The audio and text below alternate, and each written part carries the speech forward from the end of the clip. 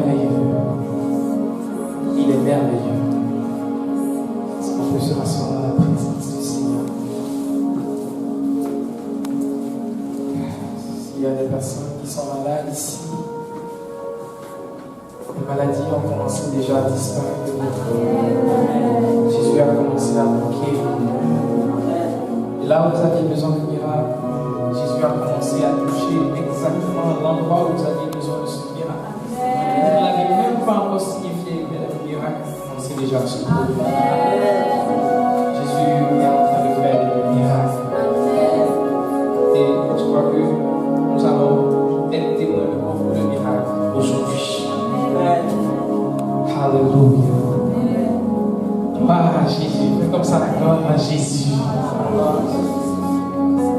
Oh, la présence de Dieu est forte ici. Extraordinaire. Dis avec moi, extraordinaire. Dis avec moi, super. C'est un super dimanche. Alléluia. Imagine si tous les jours de ta vie sont pareils. Essaye d'y penser si tous les jours de ta vie sont pareils. Mais je déclare au nom de Jésus, à partir d'aujourd'hui, tous tes jours seront pareils. Alléluia. Alors, c'est un programme très important que Dieu nous a mis à cœur de démarrer pour bénir le peuple de Dieu. À un certain niveau. Alléluia. Ce que vous venez, vous êtes les participants de quelque chose de grand qui vient de commencer, qui va influencer le monde entier. Amen. Et vous êtes privilégiés. Vous pourrez dire un jour, j'étais là quand ça a commencé. Alléluia.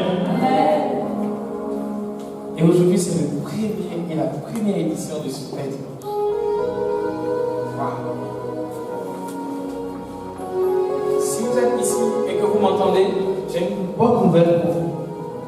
Si vous pensez vivre une petite vie, oubliez cette petite vie et commencez à penser vivre une grande vie. Amen. Parce que ce rendez-vous est un rendez-vous de transformation. Transformation divine. Alléluia. Donc, je veux que vous soyez, vous puissiez comment recevoir la parole en vous. Vous voyez, très important. Recevoir la parole en vous. La Bible dit dans Luc chapitre 5, verset 17. Luc chapitre 5, verset 17. Parce que, vous voyez, le peuple de Dieu, très souvent, a une certaine façon de voir les choses ou de comprendre les choses qui n'est pas correcte. Vous voyez, ils attendent qu'on prophétise sur eux ou qu'on leur impose les mains ou qu'on fasse les choses directement les touchant avant qu'ils croient que Dieu va faire quelque chose. Mais vous savez, cette atmosphère est chargée de l'Esprit de Dieu. Vous comprenez?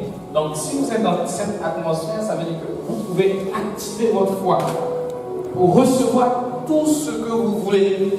Même si, pendant que je suis en train de prêcher ou prier, je ne mentionne pas ce cas. Vous pouvez recevoir quoi? Tout ce que vous voulez. Nous faisons très souvent des émissions à la radio RNC. Et pendant que nous prions pour les malades, parfois le Saint-Esprit me donne des paroles de connaissance concernant des gens qui sont en train d'écouter l'émission dans leur maison, qui ont des problèmes particuliers que Dieu est en train de guérir. Mais quand on ouvre la ligne, ces personnes qui ont été guéries appellent pour dire effectivement j'avais telle maladie à tel endroit, comme vous l'avez effectivement dit, j'ai été guéri. Mais il y en a plus qui appellent, on n'a pas cité leur cas, on n'a même pas mentionné quoi que ce soit en ce qui les concerne, mais ils ont activé leur foi, ils ont dit l'onction de Dieu est là, peu importe qu'on cite mon cas, qu'on ne cite pas mon cas, quelque chose va se produire dans ma vie. Donc je veux que vous puissiez avoir cette attitude. C'est très important. Donc, lisez 1, 2, 3 mots. Un jour, Jésus enseignait. Des pharisiens et des docteurs de la loi étaient là, assis. Venus de tous les villages de la Galilée, de la Judée et de Jérusalem. Et la puissance du Seigneur se manifestait par les guérisons. Donc vous voyez, la Bible dit Jésus il faisait quoi? Enseignait. Ce n'est pas entendu. Il enseignait. Il enseignait. Et les gens étaient là, ils écoutaient. Et qu'est-ce qui s'est passé pendant qu'il enseignait? Et la Puissance du Seigneur se manifestait. Et la puissance du Seigneur se manifestait comment? Par des guérisons. Est-ce qu'on a dit que Jésus était en train de prier pour les gens? Non. Est-ce qu'on a dit que Jésus était en train de poser les mains aux gens? On dit que Jésus était en train de faire quoi? Enseigner. Et pendant qu'il était en train de faire quoi? D'enseigner, la Bible dit la puissance du Seigneur se manifestait par des guérisons. Je me rappelle une fois, j'étais au campus et je prêchais et je disais aux gens là-bas, quand je prêche, Dieu opère des miracles. Et quand je dis ça, il y a quelqu'un peut-être qui va se dire, mais ce gars, il se prend qui? Mais c'est vrai, quand je prêche, Dieu opère des miracles. Si toi aussi tu prêches, Dieu va faire des miracles. Amen. Alléluia. Amen. Pourquoi? Parce que Jésus l'a fait. Et quand je leur dis ça, je leur dis, si je libère une parole et que ça vous touche, vous devez recevoir ça en disant Amen. Recevoir par la foi. Vous comprenez? Et je vais expliquer ça. Alors, quand je libérais les paroles, il y a une soeur qui était là et qui recevait Amen. Amen. Elle s'en fichait de son voisin. Avant que je ne finisse de prêcher, son téléphone a sonné. Et elle est sortie pour aller découcher. Et en fait, la jeune sœur travaillait dans une société et elle avait été renvoyée de la boîte. Et elle voulait travailler à Air France. Et pendant que j'étais en train de relâcher les paroles qu'elle recevait, Amen, Amen, Amen, son téléphone a sonné, elle allait le coucher. C'est Air France qui l'a fait pour un entretien dans le couche. Vous comprenez? C'est extraordinaire. Vous n'avez pas besoin d'attendre la fin de la prière. Comment la prière? Quelque chose sera en train de se passer. Quelque chose. Donc recevez-le par la foi. Donc ce soir, notre thème c'est 2 Corinthiens chapitre 5 verset 17. 2 Corinthiens chapitre 5 verset 17. C'est un passage très très important. Je crois que la vie de quelqu'un ne sera plus pareille à partir d'aujourd'hui. 1, 2, 3, lisez. Si quelqu'un est en Christ, il est une nouvelle créature. Les choses anciennes sont passées. Voici, toutes choses sont devenues nouvelles. La question c'est, est-ce que vous êtes en Christ? J'ai écrit une petite, c'est comment être en Christ. Est-ce que vous êtes en Christ? Si oui, la Bible dit si quelqu'un est en Christ, il est une nouvelle créature. Les choses anciennes sont passées. Et puis il dit quoi? Non, il n'a pas dit toute chose d'abord. Il a dit quoi? Non, je n'ai pas entendu. Voici. Mais pourquoi il n'a pas dit directement si quelqu'un est en Christ, il est une nouvelle créature? Les choses anciennes sont passées, toutes choses sont devenues nouvelles. Il aurait pu dire ça. Mais non, il ne dit pas ça. Il dit, si quelqu'un est en Christ, il est une nouvelle créature. Les choses anciennes sont passées. Et puis il dit, voici, toutes choses sont devenues nouvelles. Ok. À quel moment est-ce qu'on dit à quelqu'un, voici? C'est lorsque la personne est en train de chercher quelque chose qui est à côté d'elle. Et puis, ne l'aperçoit pas. Souvent, vous avez vos clés entre vos mains. Et vous dites, oh, je dois sortir, où sont mes clés? Où sont mes clés? À qui c'est déjà arrivé? Ça m'arrive souvent. Où sont mes clés? Et puis il y a quelqu'un qui vous dit, voici tes clés en fait. Donc, quand il dit voici, ce n'est pas que tes clés ne sont pas là. Ce n'est pas que tes clés ne sont pas visibles. C'est là, mais tu ne regardes pas dans la bonne direction. Et voici le problème de beaucoup de gens qui sont en Christ. Ils ne regardent pas dans la bonne direction et ils ne voient pas les bonnes choses. Et comme ils ne voient pas les bonnes choses, ils passent le temps à tourner en train de chercher cette chose qu'ils ont déjà. C'est comme la clé. Tu as la clé et tu es en train de faire quoi? De chercher la clé alors que tu l'as déjà. Donc, la Bible dit voici. Pourquoi? Pour que tu puisses voir quelque chose. La Bible dit, un autre, je vais vous traduire ça. Si quelqu'un est en Christ, il est une nouvelle créature. Les choses anciennes sont passées. Vois que toutes choses sont devenues nouvelles. Amen. Je ne sais pas si vous comprenez mon français. Il dit quoi? Vois que, rends-toi compte que toutes choses sont devenues nouvelles. Rends-toi compte. Il faut que tu te rendes compte que toutes choses sont devenues nouvelles. Vois que toutes choses sont devenues nouvelles. Est-ce que tu peux te voir comme une nouvelle personne? Est-ce que tu peux voir la nouvelle personne que Dieu a faite de toi? Ou bien tu es en train toujours de te rappeler les mauvaises choses que tu avais faites avant? Mes frères, sœurs, Jésus est mort à la croix, il n'est pas mort pour rien.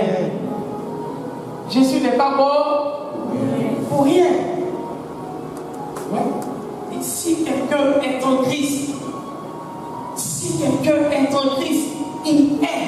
une nouvelle créature. Il est une nouvelle créature. Une nouvelle créature. C'est quoi une nouvelle créature? C'est une créature qui n'avait jamais existé. C'est un nouveau type de créature. Tu es une nouvelle créature si tu es en Christ. Tu es une nouvelle créature. Tu es un autre genre d'homme qui n'a jamais existé. Il dit, si tu es en Christ, tu es. Il n'a pas dit tu seras. Je ne sais pas si vous comprenez. Il n'a pas dit tu seras. Il dit tu es une nouvelle créature. Les choses anciennes sont passées. La vie ancienne est passée. Les problèmes anciens sont passés. Et puis il dit vois. Parce que ça peut être passé et puis tu peux les voir toujours. Comme si c'était là. Il dit vois. Et rends-toi compte. Vois que les choses anciennes ne sont plus là. Verset suivant. Il dit, et tout cela vient de Dieu, qui nous a réconciliés avec Christ, avec lui par Christ, et qui nous a donné le ministère de la réconciliation. Vous voyez? Donc, à cause des péchés de l'homme, l'homme était en guerre contre Dieu. L'homme ne pouvait plus s'approcher à Dieu. Mais Dieu a réconcilié l'homme avec lui-même. C'est-à-dire, Dieu est venu te réconcilier avec lui-même par Christ.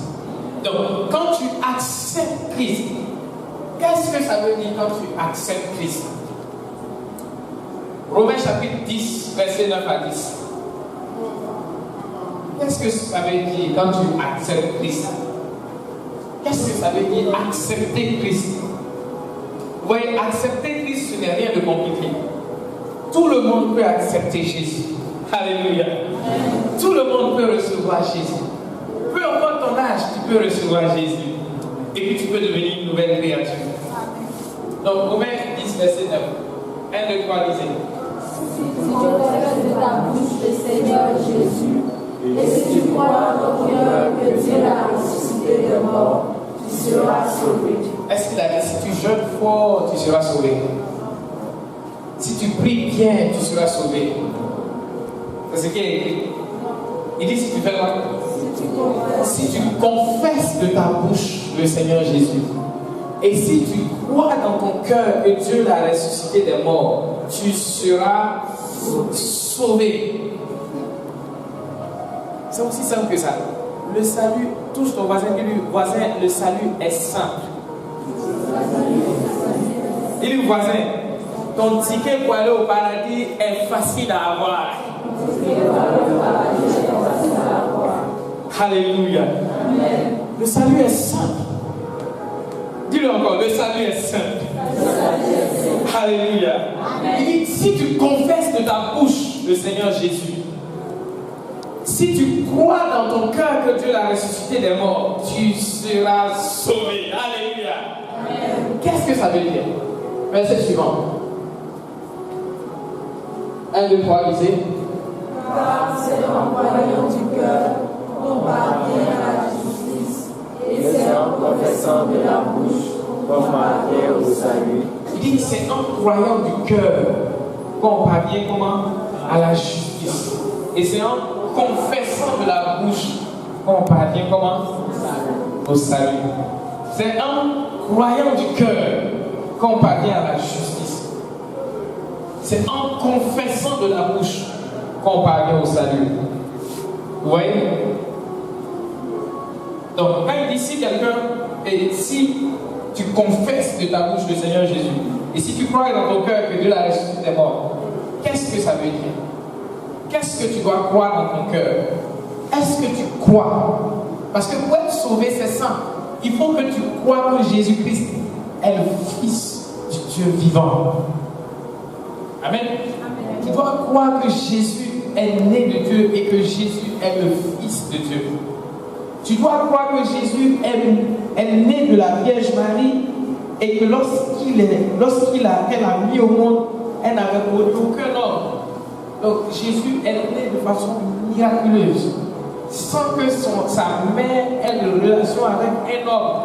Le Saint-Esprit est venu sur sa mère et elle a conçu de façon miraculeuse un bébé. Et ce bébé, on lui a donné le nom de Jésus. Alléluia. Donc, est-ce que tu peux croire ça?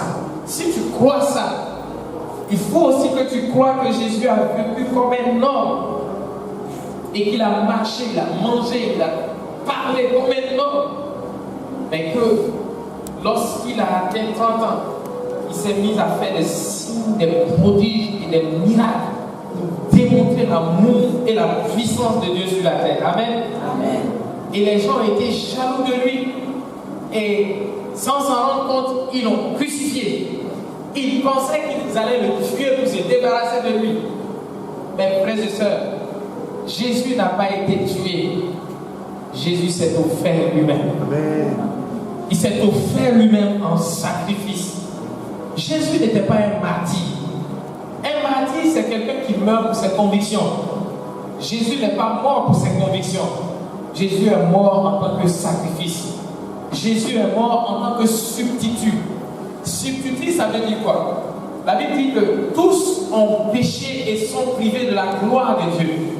Tous, sans exception, ont péché et sont privés de la gloire de Dieu.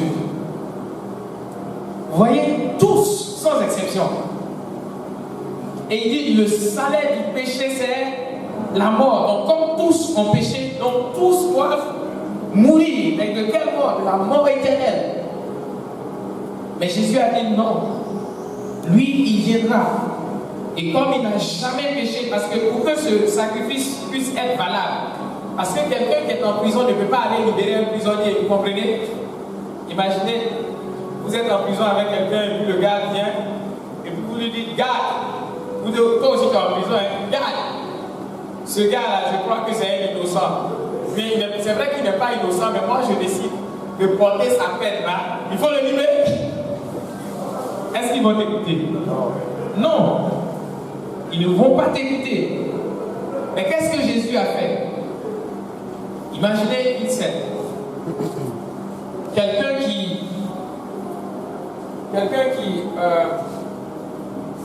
commet un crime, un enfant qui commet un crime, et puis la police l'arrête. Et on veut le mettre en prison. Vous comprenez? Et puis le papa de cet enfant-là ne veut pas que l'enfant parte en prison. Et puis il s'en va faire un faux témoignage pour dire que ce n'est pas l'enfant qui a commis le crime, que c'est plutôt lui qui a commis le crime. Qui a déjà regardé un truc comme ça dans un film? Et qu'est-ce que la police fait? On libère l'enfant et puis on attrape le papa, on le fout en prison. Alors que ce n'est pas lui qui a commis le crime. Mais ensuite, si on découvre que le papa a menti, on ne peut plus mettre l'enfant en prison parce que le crime a déjà été puni. Donc, c'est ce que Jésus a fait. Nous avions commis le grave crime. Alléluia. Et la Bible dit, le salaire du péché, c'est la mort. Et comme tous ont péché, tous devaient mourir. Nous devions mourir de la mort éternelle. Et Jésus est venu, il a dit, Père, moi je ne peux pas laisser ces gars mourir. Je vais partir dans ce monde. Je vais me transformer en un homme. Je vais vivre, je vais me rabaisser.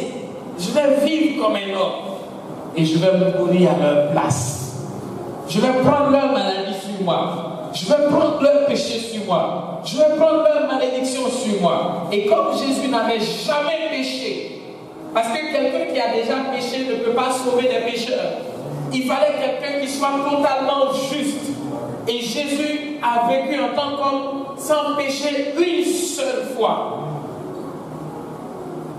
Donc Jésus est allé à la croix.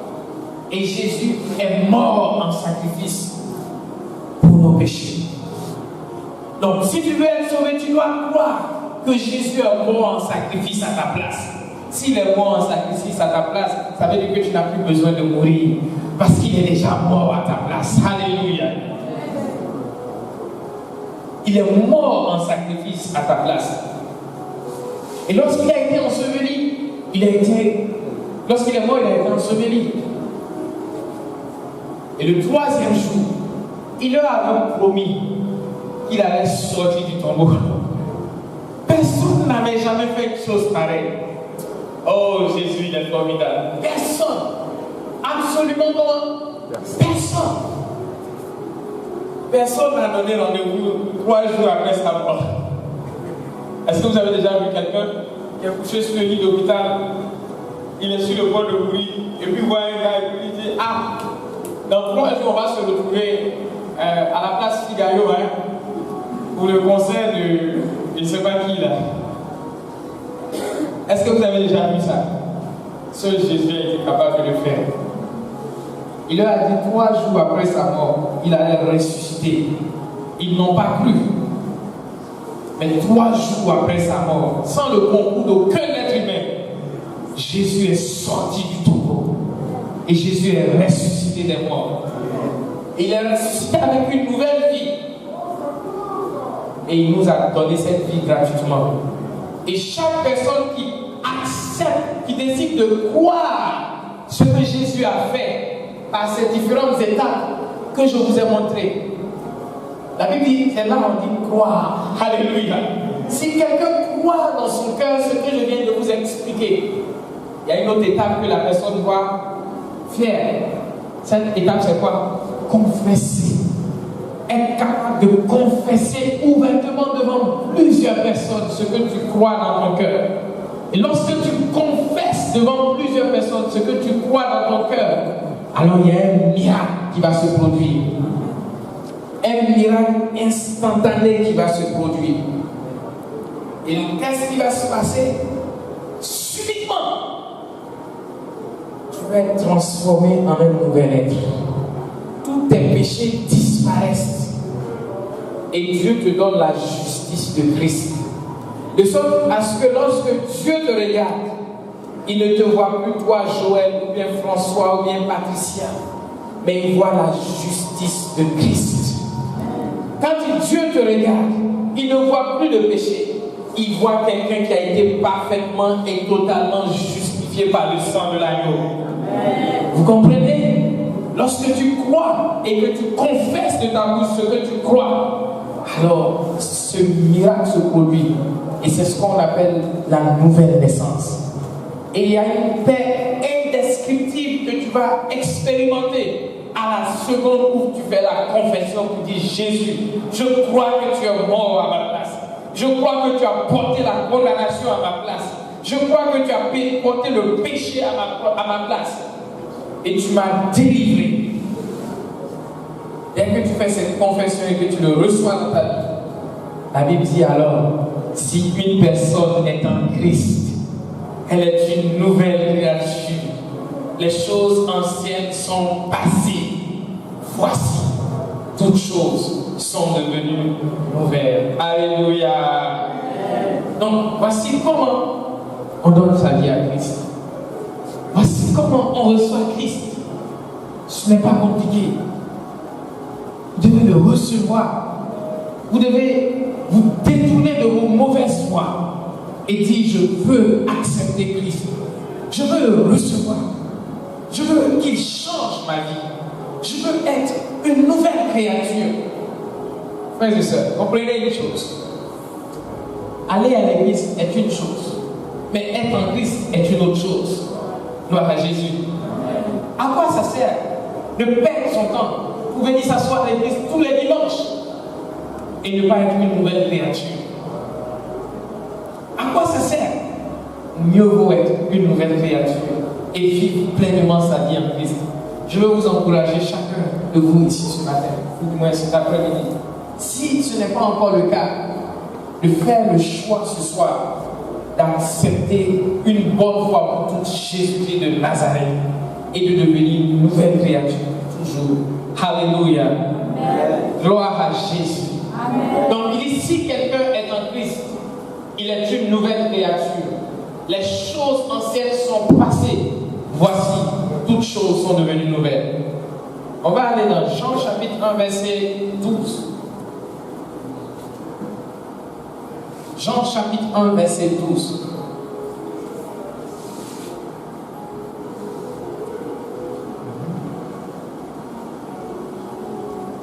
Ok. Lisez 1, 2, 3.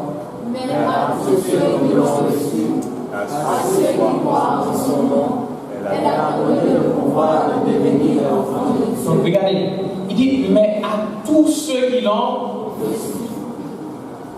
Ça veut dire qu'il y a des gens qui n'ont pas reçu. Mais si ce soir tu peux le recevoir, oh gloire à Dieu. Il dit, mais à tous ceux qui l'ont reçu. Est-ce qu'il a dit à quelques personnes qui l'ont reçu? Il dit à comment? À tous ceux qui l'ont reçu. À ceux qui croient en son nom. Elle a donné le pouvoir de devenir enfant de Dieu. Le pouvoir, le droit, la capacité, l'honneur de devenir enfant de Dieu. Alléluia. Et puis il dit, lesquels sont nés? Suivant. Lesquels sont nés? Ni de la volonté de la chair, ni de la volonté de l'homme, mais de Dieu. Dit, lesquels sont nés non du sang, ni de la volonté de la chair, ni de la volonté de l'homme, mais de Dieu. Ça veut dire que ces personnes qui naissent de nouveau, qui acceptent Christ, ne sont plus nés de leur père et de leur mère physique. Ils sont nés de Dieu. Qu'est-ce que ça veut dire? Oh, c'est un glorieux miracle. Qu'est-ce que ça veut dire? Né de Dieu. Si vous découvrez ce que ça veut dire, votre vie va changer ce soir. Qu'est-ce que ça veut dire? Ils sont nés non du sang. Vous savez, lorsque vous deviez naître, il dit non du sang, ni de la volonté de la chair, ni de la volonté de l'homme, mais de Dieu. Lorsque vous deviez naître, votre papa et votre maman se sont entendus. C'est ce qu'on appelle la volonté de l'homme. D'accord? Pour se mettre ensemble. Lorsqu'ils se sont mis ensemble, ils vous ont conçu. Donc la chair, leur chair s'est combinée. Et ça a créé ta chair, c'est pourquoi tu as leur ADN. Leur sang s'est combiné pour former comment? Ton sang. Donc ton sang, ta chair et ta personne ont été conçus de la volonté de ton papa et de ta maman. Donc le sang qui coule dans tes veines, c'est le sang de ton papa et de ta maman. Ton corps, c'est le corps de ton papa et de ta maman. C'est pourquoi il y a ce qu'on appelle les maladies héréditaires. Ça veut dire quoi? Ça veut dire que si ton papa et ta maman ou ton papa avait le diabète ou je ne sais quoi, ou bien une maladie, ou le sida, ou l'hépatite, ou bien d'autres types de maladies, quand ils te conçoivent, ce qu'ils ont dans leur corps, dans leur chair et dans leurs os et dans leur sang se transmet en toi et tu nais avec. Donc toi, sans avoir mangé trop de sucre, alléluia, ton système est né dans des conditions où, de façon naturelle, toi aussi tu as le diabète. C'est pourquoi on découvre aujourd'hui qu'il y a plein d'enfants qui souffrent de diabète. Et on se demande à quel moment est-ce qu'ils ont mangé ce sucre. Non, ils ne l'ont pas fait. Je suis désolé, ils ne l'ont pas fait. Vous comprenez? Ils ne l'ont pas fait. Mais c'est venu de leur papa et de leur maman. Et ils traînent toutes ces maladies avec eux. Mais la Bible dit, quand tu acceptes Christ, quand tu reçois Christ, tu deviens une nouvelle créature. Tu nais de Dieu. Ça veut dire que tu sors de Dieu. Ça veut dire que tu n'es plus, tu changes de façon instantanée à la seconde où tu confesses Jésus-Christ comme Seigneur et Sauveur de ta vie. Ta vie change. Tout ton être change. À partir de ce moment, quand il dit qu'ils ne sont plus nés du sang, ni de la chair, ni de la volonté de l'homme, ça veut dire quoi? Ça veut dire que quand tu nais de nouveau, le sang qui coule dans ton corps, ce n'est plus le sang de ton papa et le sang de ta maman, c'est le sang de Dieu. Quand tu nais de nouveau, la chair que tu as, ce n'est plus la chair de ton papa et de ta maman, c'est la chair de Dieu. C'est pourquoi si tu avais hérité une maladie au cours de ta naissance, quand tu nais de nouveau, sans qu'on prie pour toi, de façon surnaturelle, cette maladie va disparaître. C'est pourquoi il a dit, si quelqu'un est en Christ, il est une nouvelle créature. Les choses anciennes sont passées. Toutes choses sont devenues nouvelles. Il y a une dame qui était venue me voir un jour pour me raconter qu'elle était très malade, que ça n'allait pas du tout. Ils avaient prié pour elle à plusieurs reprises et elle n'avait pas eu bien de cause. Et je lui ai dit, madame, moi je sais une chose, si quelqu'un est en Christ, il est une nouvelle créature. Les choses anciennes sont passées, toutes choses sont devenues nouvelles. Peu importe ce que tu vis ou tu as vécu avant d'être en Christ, si tu acceptes Christ aujourd'hui, ces choses-là deviennent des choses anciennes. Et comme ça devient des choses anciennes, on met une croix dessus, on écrit dessus, c'est passé. Alléluia. Amen. Donc je lui ai expliqué, je lui ai montré comment on donne sa vie à Christ. Quand j'ai fini, je lui ai demandé, est-ce que tu as bien compris comment on donne sa vie à Christ? Elle a dit oui. Je lui ai dit, fais cette prière à ma suite. Et elle a prié avec moi. Dès qu'on a fini de prier, je lui ai dit, c'est fini, tu es libre. Et la dame est rentrée chez elle. Quand je lui ai dit qu'elle était libre, elle était sceptique.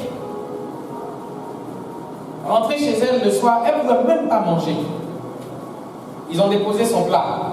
Et elle dit, quelque chose lui a dit de prendre sa nourriture pour manger. Et puis elle s'est dit, ça fait des semaines qu'il n'arrive pas à manger. Et puis elle dit, ce quelque chose-là a insisté. En fait, ce n'était pas quelque chose, c'est le Saint-Esprit en fait. Vous comprenez? Et puis, finalement, elle allait prendre le plat, elle a commencé à manger. Et plus elle mangeait, plus elle pouvait manger. Et elle a fini le plat. Et ce jour-là, tout son être a été restauré. J'étais au village, donc elle ne pouvait pas partir au champ. Le lendemain, elle a repris toutes ses activités. La maladie a totalement disparu. Quelque temps après, quand je suis arrivé dans le village, elle m'a vu. C'était, je crois, 1 an après. Et puis, elle m'a vu. Elle a dit, ah, merci pour la dernière fois. Mais cette fois-ci, je cherche maintenant un mari.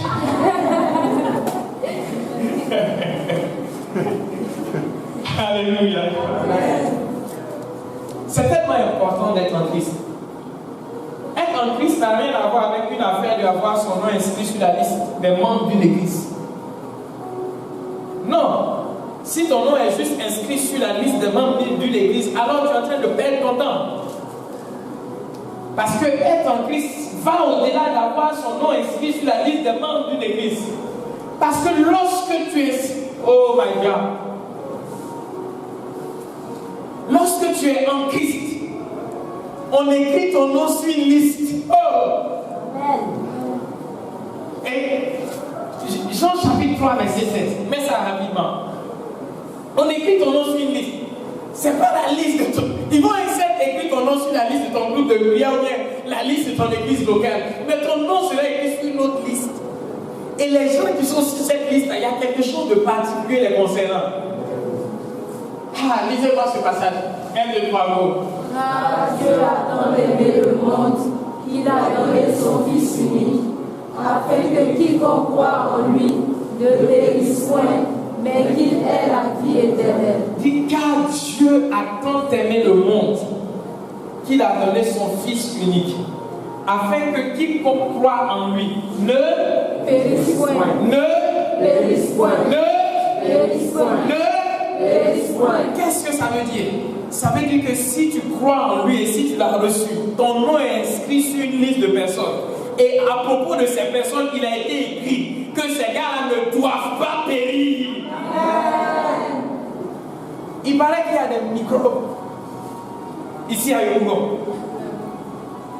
Écoutez-moi très bien. Votre nom est inscrit sur la liste de certaines personnes. qui ne doivent pas périr. Vous devez vous en rendre compte. Il a dit voici, toutes choses sont devenues nouvelles. Il dit voici, toutes choses, les règles sont en train de changer dans votre vie. Ce qui s'appliquait aux autres ne s'applique plus à vous. Pourquoi? Parce que vous êtes en Christ. Regardez,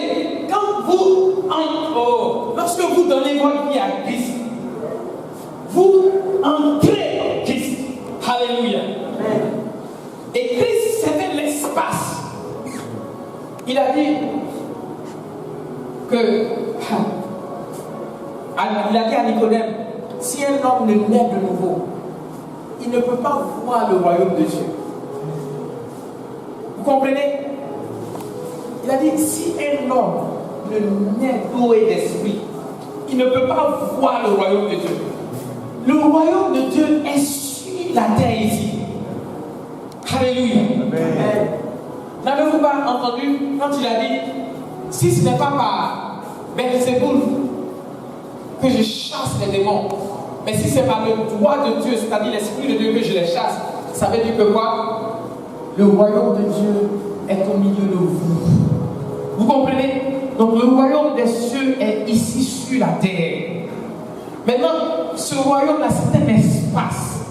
Et il dit, tant que tu ne nais pas de nouveau, il y a comme un voile sur tes yeux.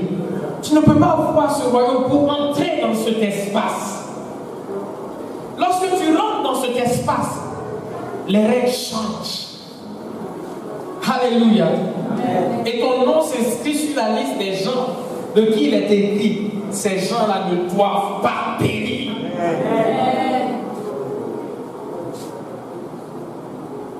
Il faut prendre Colossiens chapitre 1.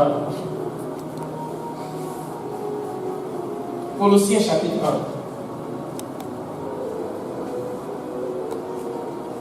Dis, je refuse de périr, je refuse de périr. Alléluia. Amen.